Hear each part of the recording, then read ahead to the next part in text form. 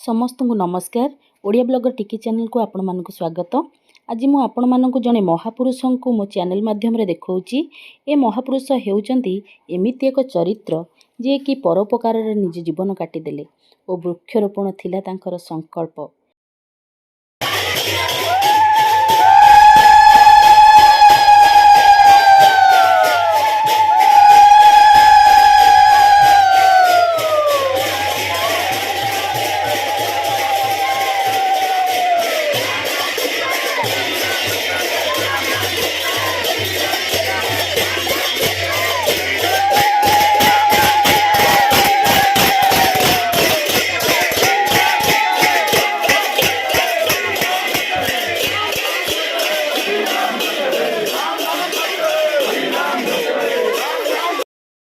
आज तांको हजार हजार लोक झुरुचंती ना थिला तांकर लोभ मोह से सबु त्याग करी संसार को एक वार्ता सबु समय रे दियंती।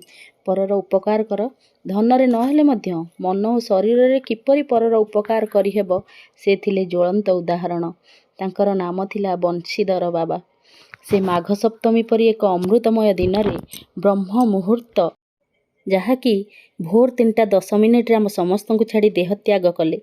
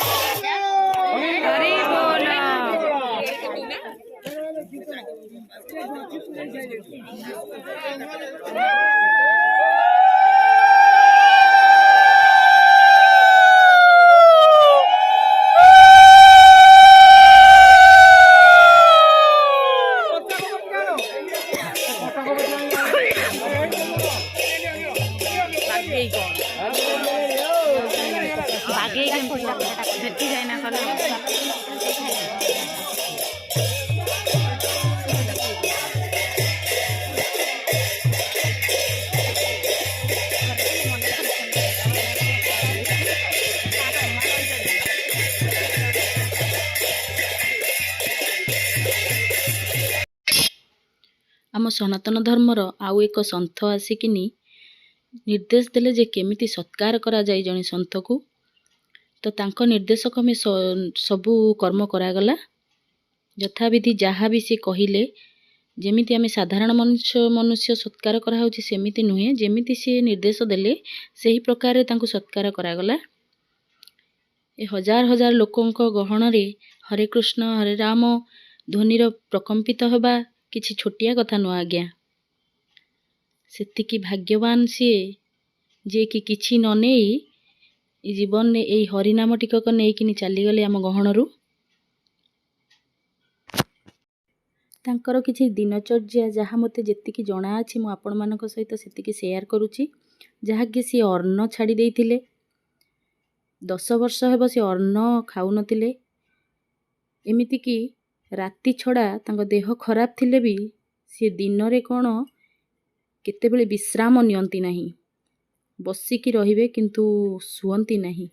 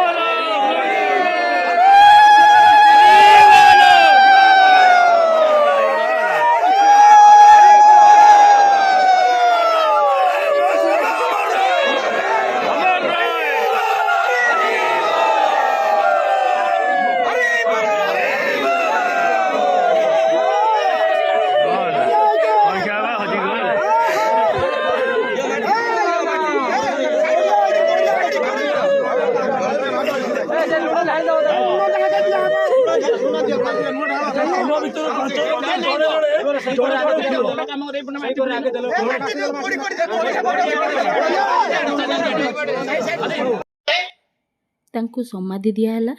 ତାଙ୍କ ସମାଧି ଉପରେ ତାଙ୍କର ପ୍ରତିମୂର୍ତ୍ତି ତିଆରି ହେବ, ଯାହାକି ସବୁଦିନ ପାଇଁ ଅମର ରହିବ। ସେ ସନାତନ ଧର୍ମର ଥିଲେ ଜ୍ୱଳନ୍ତ ଉଦାହରଣ। ଏପରି ପବିତ୍ର ଆତ୍ମାକୁ ହରେଇ ଆମେ ସତରେ ମର୍ମାହତ। ଆଉ ପାଇବୁନି ଆମେ ଏପରି ଏକ ସନାତନ ଧର୍ମର ଏକ ଲୋଭ ମୋହ ମାୟା ଛାଡ଼ି ଏଭଳି ଏକ ସୁନ୍ଦର ଆତ୍ମା ଆମେ ଆଉ କେବେ ବି ପାଇବୁନି ଆମ ଗହଣରେ, ଯିଏକି 8 ବର୍ଷ ବୟସରେ ନିଜର ଖେଳବୁଲା ଛାଡ଼ି, ନିଜର ମା କୋଳ ଛାଡ଼ି ବୈରାଗ୍ୟ ଗ୍ରହଣ କରିଥିଲେ। ଲୋଭ ମୋହ ମାୟା ଛାଡ଼ି ସେ ବୈରାଗ୍ୟ ଗ୍ରହଣ କରିଥିଲେ। ବୃକ୍ଷ ଲଗେଇବା ତାଙ୍କର ଏତେ ସଉକ ଥିଲା, ଯେଉଁଠି ବି ଟିକେ ଫାଙ୍କା ଜାଗା ପାଆନ୍ତି ସେମାନେ ଗଛ ଲଗେଇ ଦିଅନ୍ତି। ତାଙ୍କର ଛୋଟବେଳୁ 8 ବର୍ଷ ବୟସରୁ ଗଛ ଲଗେଇବା ତାଙ୍କର ଗୋଟେ ନୀତିଦିନିଆ ଖୁସି ଥିଲା। ସେ ଗଛ ଲଗେଇ ବହୁତ ଖୁସି ଅନୁଭବ କରନ୍ତି ଓ ଅନ୍ୟମାନଙ୍କୁ କହନ୍ତି ଯେ ତମେମାନେ ବି ବୃକ୍ଷ ଲଗାଅ, ବୃକ୍ଷରୋପଣ କର। ସେଇଟା ଆମମାନଙ୍କ ପାଇଁ ଗୋଟେ ସୁନ୍ଦର ଉପଦେଶ ଥିଲା। ଯଦି ଆପଣମାନେ ସନାତନ ଧର୍ମକୁ ସମ୍ମାନ କରୁଛନ୍ତି, ଲାଇକ୍ କରନ୍ତୁ ବା ନ କରନ୍ତୁ, କମେଣ୍ଟରେ ଓମ୍ ଶାନ୍ତି ନିଶ୍ଚୟ ଲେଖିବେ। ଓମ୍ ଶାନ୍ତି ଲେଖି ବାବାଙ୍କୁ ଶେଷ ସମ୍ମାନ ନିଶ୍ଚୟ ଜଣେଇବେ। ଏତିକି ମୋର ଆପଣମାନଙ୍କ ଠାରୁ ଆଶା। ବାବା ସମସ୍ତଙ୍କୁ ଆଶୀର୍ବାଦ କରନ୍ତୁ।